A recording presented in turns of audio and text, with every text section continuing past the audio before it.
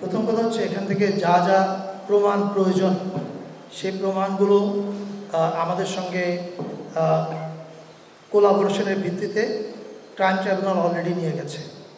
ফলে এখানে যে জিনিসগুলো আদালতে আলামত হিসাবে উপস্থাপিত হবে এগুলো আইসিটির হেফাজতে আছে।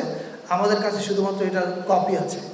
যখন বিচার শেষ হয়ে যাবে তখন এটার অরিজিনাল কপি আমাদের কাছে আসবে। এটা প্রথমত। আর দ্বিতীয়ত, আপনি ঠিকই বলেছেন, এই বাড়িতে বসে খুনের পরিকল্পনা হয়েছে। এই বাড়ির যে অফিস রুমটা আছে ওই অফিস রুমে গেলে মানে আপনাদের গা ছমছম করবে যখন আপনি জানবেন। কিছুদিন আগে একটা অডিও আপনারা শুনেছেন, গার্ডিয়ান পাবলিশ হয়েছিল কয়েকদিন আগে, বিবেচিত হয়েছে। এই অডিওটা মোস্ট প্রবাবলি এই অফিস রুমে বসেই উনি কথা বলেছেন। তার মানে এই জায়গাগুলো তো is a horror scene, not only crime scene, is a horror scene as well.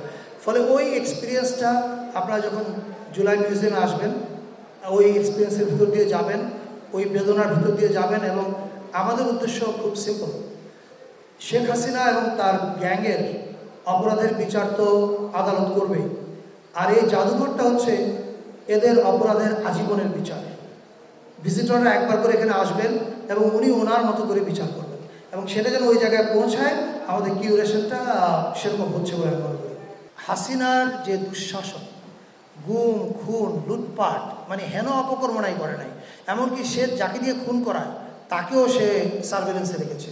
এবং আপনারা জানেন কিছুদিন আগে আমাদের এই গণভবনে কাগজটা উদ্ধার হয়েছে, আমরা এটা দিয়েছি গুম কমিশন এবং আইসিটিকে। সেখানে একজন দায়িত্বপ্রাপ্ত অফিসার আকুতি জানাচ্ছে যে তার পক্ষে আর গুম করা সম্ভব না। মানে আপনি বুঝতে পারেন যে কী পরিমাণ ট্রমা সে তার বাহিনীকেও দিয়েছে।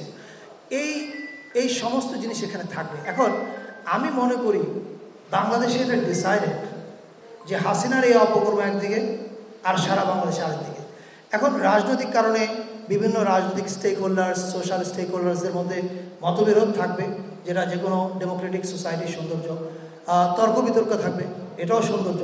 কিন্তু হাসিনা দুঃশাসন এবং এই 16 বছরের দুঃশাসন এবং জুলাই, আমার মনে হয় না এই প্রশ্নে বাংলাদেশের পলিটিক্যাল স্টেক হোল্ডারদের মধ্যে কোনো বিরোধ আছে, এবং তারা পরবর্তীতে আসলেও এখানে কোনো পরিবর্তন হবে কিউরেশনে, এটা আমি বিশ্বাস করি না।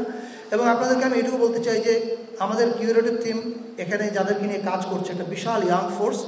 এখানে কোনো একটা নির্দিষ্ট দলের লোক নেই, সকল দলের মানুষজন এখানে কাজ করছে। ফলে this is going to be very absolutely non partisan. এটা বাংলাদেশের সত্য কথাটা বলবে।